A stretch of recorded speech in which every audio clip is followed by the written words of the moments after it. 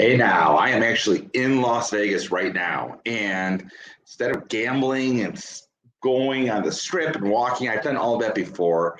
I'm not really a fan of Las Vegas, to be honest, for reasons I won't get into. I thought I'm going to shoot a video.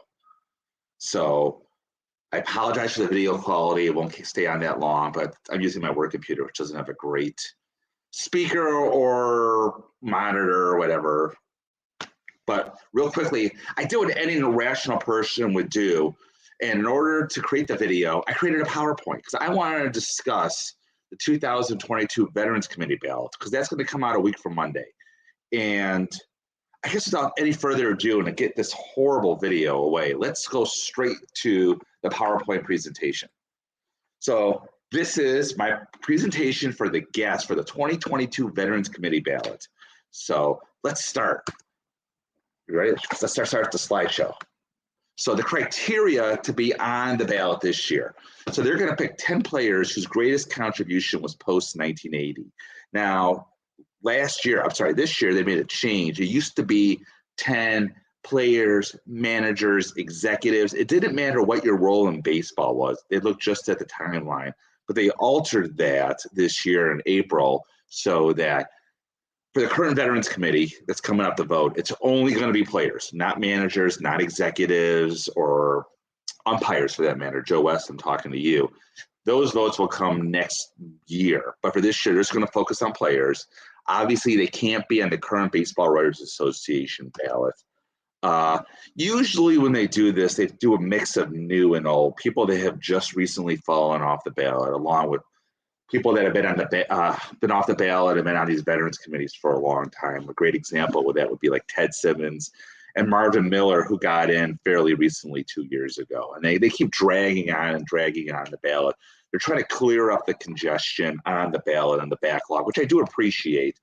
So we just talked about, again, there'd be no non-players. Those will all be on next year's ballot, like I said.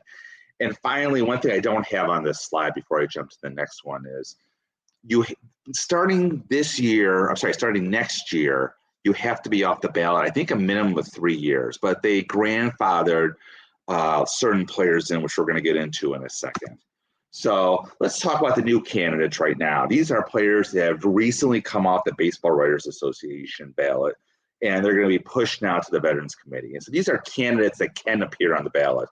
Obviously, we have Barry Bonds. I mean, arguably the greatest player ever to play the game. Fred McGriff, crime dog, but 497 home runs, just a great player. Curt Schilling, 3,000 strikeouts. Mr. Bloody Sock, probably no one's done more to keep himself out of the Hall of Fame off the field than Curt Schilling, besides obviously like the 1919 White Sox, Black Sox, Pete Rose.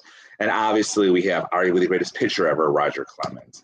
So now let's talk about returning eligible candidates. And what I try to do is not only, you'll see list these candidates of players who I think are worthwhile. I also dug and found out how many votes they got the last time they showed up on a Veterans Committee.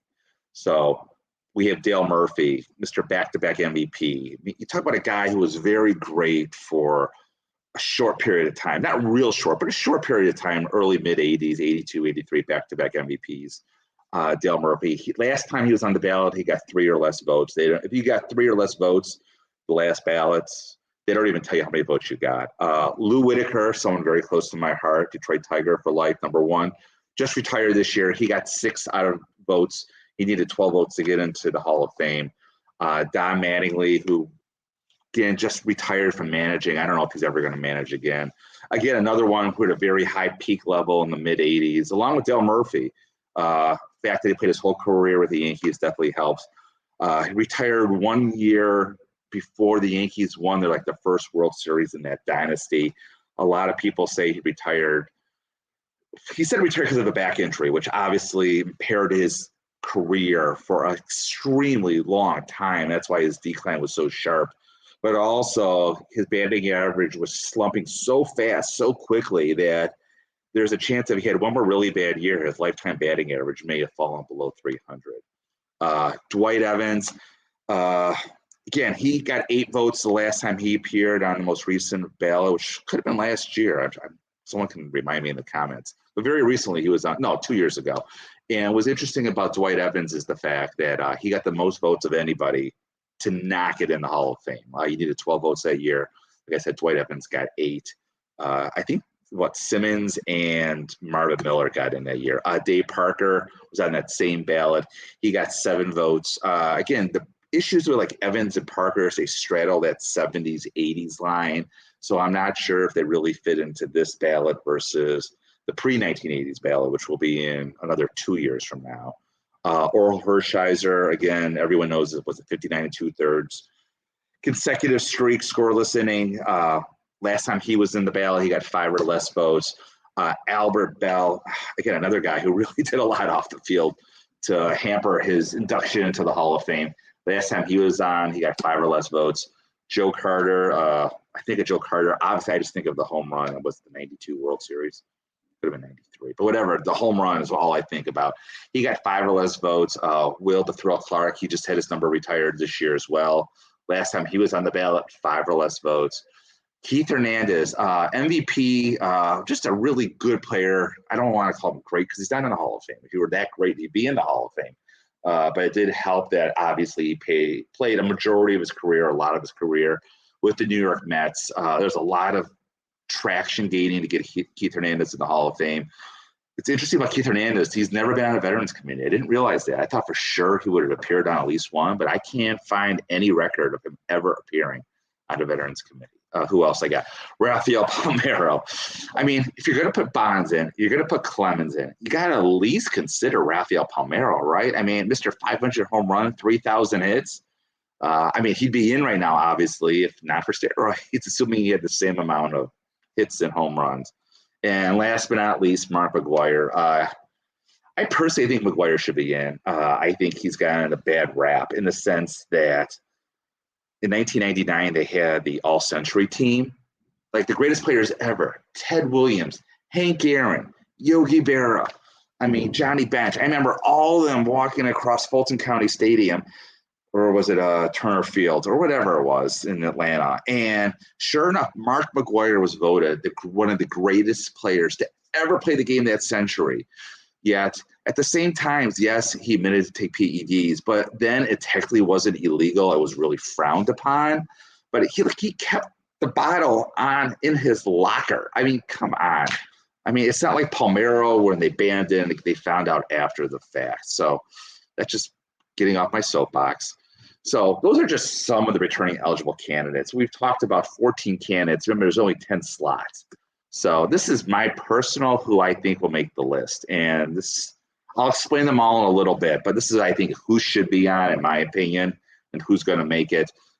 You can disagree. That's the beauty of disagreeing. I'd love to see your comments below who you think should be on. But this is in no order. It's not alphabetical or worthiness or anything. These are just 10 people who I thought should be there. Their first one is Barry Bonds. Technically, he was never convicted of steroids. I mean, the public has convicted him, obviously, but he's never been technically convicted like A-Rod or anyone like that.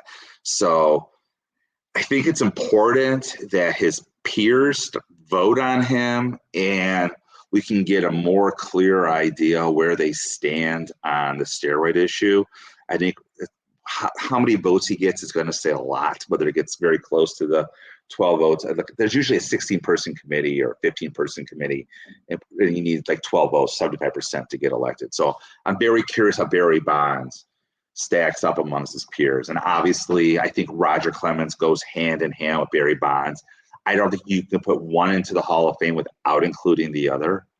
They're both, again, steroids aside, just looking at their numbers, the greatest of their generation. Obviously, the difference between Bonds and Clemens is Clemens was in the Mitchell report. Bonds was not. So, but I still think, again, they go hand in hand. Next is Fred McGriff. And I'll do a video later once I say the 10 candidates of who I think will get into the Hall of Fame. And we'll talk about their autographs also, obviously. But I think if all by 10 people, if I had to pick one to get in right now, Fred McGriff would be it. I think if he hit 3 more home runs, he would have been in. I think it's a shame that he's not in yet. Curt Schilling, another one, again, I think he should be in the Hall of Fame. I think there's like magic numbers in baseball, and one of those magic numbers is 3,000 strikeouts. Just ignoring what he did in the postseason, which was incredible as well. I think 3,000 strikeouts alone puts him in the Hall of Fame. I think they're going to put him on the list of the final 10 just because even though he wanted his name withdrawn previously, they wouldn't do it. He wants his name on this list. He wants to be judged by his peers. So it'll be really interesting to see what happens. But I think if Fred McGriff is number one to go, likely to go in, number two would be Curt Schilling because he's never had any steroid allegations against him. The next one is Dwight Evans. And I really struggle with putting Dwight Evans on this list because his greatest contribution really straddled that 1970, 1980s list. The reason why I included him here, he was the highest vote getter. That didn't get in last time at 8 votes. So I think they'll put him back on. I think they're going to give him another shot, but it wouldn't shock me to not see him on this list. Next, Joe Carter. Now, why is Joe Carter on this list? Joe Carter is not a Hall of Famer. But when you see these next 5, when you notice what the Veterans Committee tends to do when they name these 10 players, they put a lot of, let's really talk. There's no clear cut, he should be in the Hall of Famers, except for maybe like Marvin Miller or, gosh, like some of the managers. But like when it comes to players, if they were that clear cut, the Baseball Writers Association already put them in. There's rarely, I should say, unanimous choices on the players when it comes to the Veterans Committee.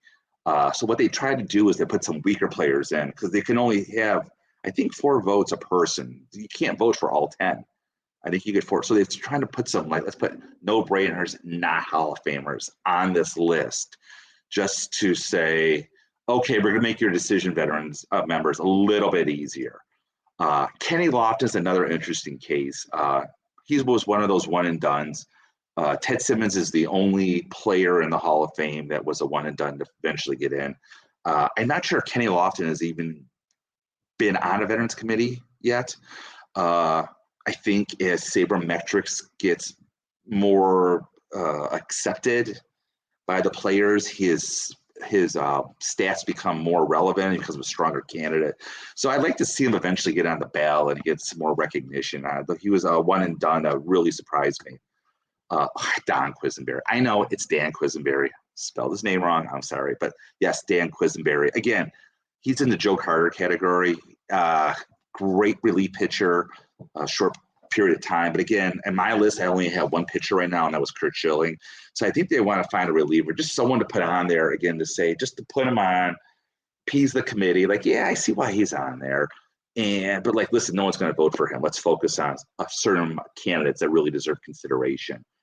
So Quisenberry has been on the list before, so it won't be a shocker to see him out there.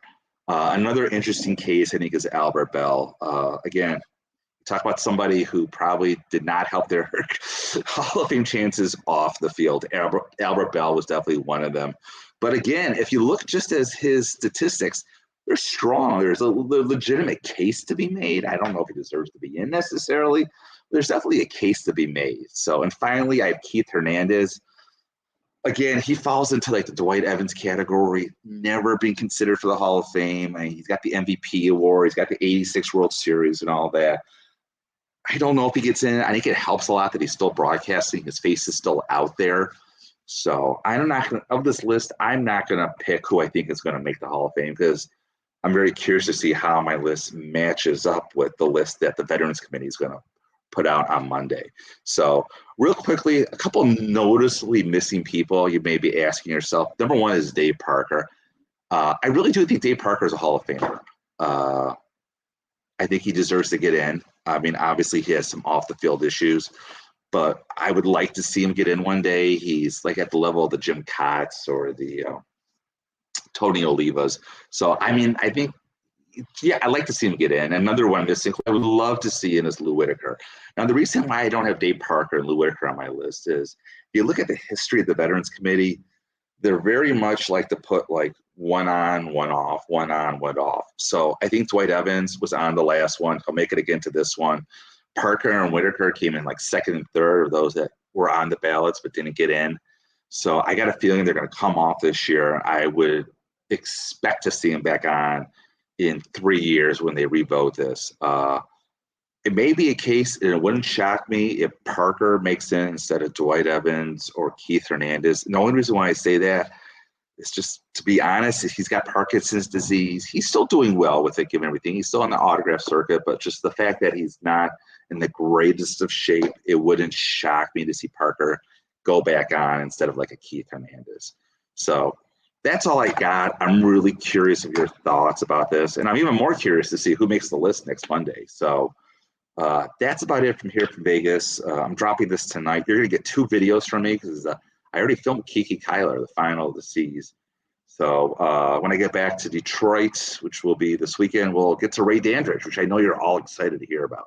But until then, as always, keep collecting.